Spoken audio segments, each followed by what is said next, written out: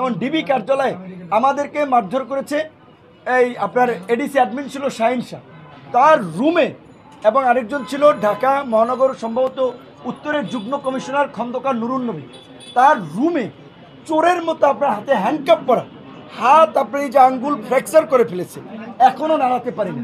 তাদের চোখ অবস্থায় মেরেছে শাহিন শাহ, নুরুন নবী, তাদেরকে তো আমরা চিনি, এবং আরও যারা এই যে মেরেছে এটা কিন্তু ওই শাহিন শাহ নুরুন নবীদেরকে ধরলেই কিন্তু বের হয়ে যাবে।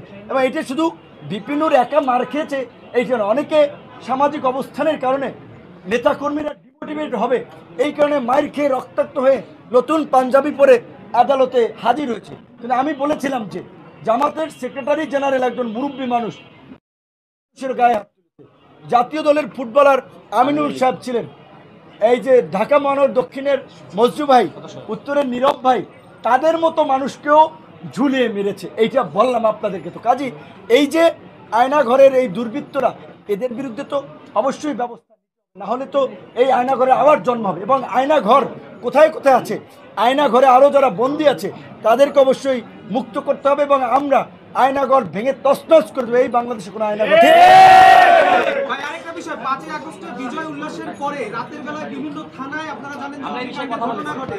গতকালকেও রাজারবাগ পুলিশ লাইনে অনেকগুলো লাশ, যারা সিনিয়র অফিসার তারা কেউ লাশের দায়িত্ব নিচ্ছেন না, এমনও তথ্য এসেছে।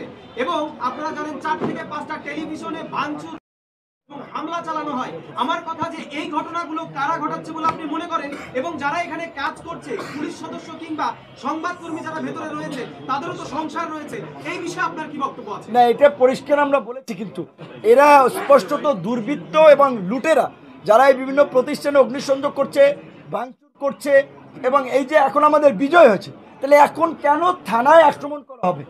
এই যে ধরেন ডিবি হারুন সাহেব কিংবা এডিসি শাহিন শাহ, এই রকমের পুরো ডিবি কার্যালয় আমার ধারণা আপনার ধরেন 15 থেকে 20 জন অফিসার হবে, যে যারা বেপরোয়া ছিল, মারধর করেছে। তাহলে বাকি অফিসাররা তো ভালো, আর এই অপকর্মগুলো করেছে অফিসাররা, কনস্টেবল, একজন এসআই, তারা তো আমাদের সাথে কিছু করেনি। এই যে কারাগারে গিয়েছিলাম, কারারক্ষীদের অত্যন্ত ভালো ব্যবহার, মানবিক ব্যবহার, তাহলে কেন একজন নিরীহ কনস্টেবল এসআইকে মারা হচ্ছে? অস্ত্র লুট করা হচ্ছে, থানার অস্ত্র কারা লুট করবে? এই অস্ত্র কোথায় নিয়ে যাবে? তো এটা স্পষ্টত দেশে আরেকটা নৈরাজ্য। এবং এই ধরনের পরিস্থিতিতে আপনারা জানেন যে 75-এর পর বিভিন্ন কু পাল্টা কু হয়েছে, কাজেই এখনও কিন্তু কু পাল্টা কু, নতুন ষড়যন্ত্র হওয়ার সমূহ সম্ভাবনা রয়েছে। তাই আমি সমস্ত দেশবাসীকে বলবো, আমাদের সজাগ থাকতে হবে।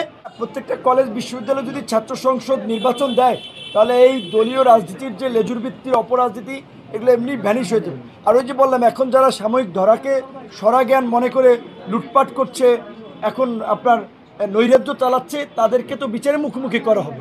ভিডিও তথ্য প্রমাণ আমরা ধারণ করছি, কেউ পার পাবে না।